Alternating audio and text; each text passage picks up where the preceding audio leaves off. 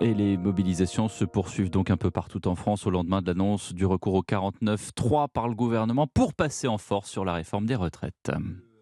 Le périphérique parisien bloqué une demi-heure ce matin à l'appel de la CGT. Des gares bloquées elles aussi à Bordeaux et Toulon notamment.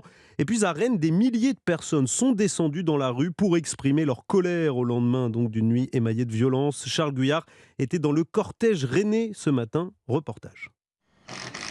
En arrivant à Rennes en fin de matinée, c'est d'abord des artisans que l'on pouvait croiser dans les rues du centre-ville, tous occupés à réparer les nombreuses vitrines explosées durant la nuit dernière, au cours de laquelle des affrontements ont opposé plusieurs centaines d'individus au CRS. Une explosion de violence qui faisait craindre le pire pour le nouvel appel à manifester lancé aujourd'hui par les syndicats. Aucun heurt cette fois n'a été constaté. Il faut dire que le ministère de l'Intérieur avait envoyé en renfort une compagnie de 200 CRS rompus aux violences urbaines.